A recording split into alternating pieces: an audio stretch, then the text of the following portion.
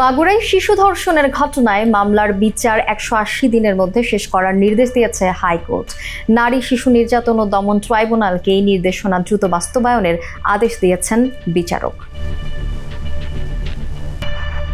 ৯ March বিচারপতি ফারাহ মাহবুব ও বিচারপতি দেবাশিস রায়চৌধুরীর দ্বৈত বেঞ্চ এ আদেশ দেয়। এর আগে একই বেঞ্চ ধর্ষণের শিকার ৮ বছরের শিশুটির সব ছবি সামাজিক যোগাযোগ মাধ্যম থেকে অপসারণেরও নির্দেশ দেয়। বাংলাদেশ টেলিযোগাযোগ নিয়ন্ত্রণ কমিশন বিটিআরসি কর্তৃপক্ষকে তাৎক্ষণিকভাবে এই নির্দেশ বাস্তবায়ন করতে বলেছে হাইকোর্ট। এছাড়া সব পত্রিকা, অনলাইন পোর্টাল থেকেও ২৪ ঘন্টার মধ্যে শিশুটির সব ছবি অপসারণ করতে বলা হয়েছে।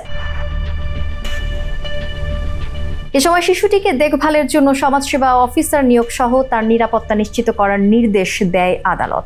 এই আবেদনের পক্ষে শুনানি করেন অ্যাডভোকেট সৈয়দ মাহসিব হোসাইন এবং তার সঙ্গে ছিলেন অ্যাডভোকেট হামিদুল মিসবাহ সহ অ্যাডভোকেট মিথুন রায় চৌধুরী। রাষ্ট্রপক্ষে ছিলেন ডেপুটি অ্যাটর্নি জেনারেল তানিম খান। গত ৬ মার্চ শিশুটিকে ধর্ষণের ঘটনা ঘটলেও মামলা দায়ের হয়েছে ৩ দিন পর। ৮ মার্চ করা মামলায় আসামি করা হয়েছে ৪ জনকে। শিশুটির মা মাগুরা সদর থানায় বাদী হয়ে মামলা করেন। আসামিরা হলেন শিশুর বোনের স্বামী সজীব, ভাসুর রাতুল শেখ, সজীবের মা জাহেদা বেগম ও বাবা হিটু শেখ। মামলার আগে এই ৪ জনকে আটক করে পুলিশ।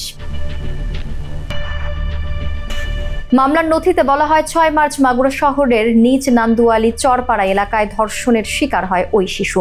কয়েকদিন আগে শিশুটি তার বোনের শ্বশুর বাড়িতে বেড়াতে যায়। সেখানে শিশুটিকে একা পেয়ে বোনের শ্বশুর হিটু মিয়া তার ছেলেদের সহযোগিতায় শিশুটির ওপর পাশবিক নির্যাতন চালায়। এক পর্যায়ে ছেলে সজীবের সহায়তায় শিশুটিকে ধর্ষণ করেন হিটু মিয়া। বিষয়টি রাতুল ও জাবেদাও জানতেন। ঘটনা ধামাচাপা দিতে শিশুটিকে হত্যারও চেষ্টা চালান তারা।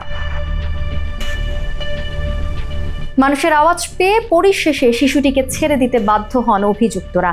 পরে আশঙ্কাজনক অবস্থায় শিশুটিকে মাগুরা সদর হাসপাতালে ভর্তি করা হয়। পরবর্তীতে তার শারীরিক অবস্থার আরও অবনতি হলে উন্নত চিকিৎসার জন্য তাকে ঢাকায় আনা হয়। বর্তমানে শিশুটি সম্মিলিত সামরিক হাসপাতাল CMH এ চিকিৎসাধীন।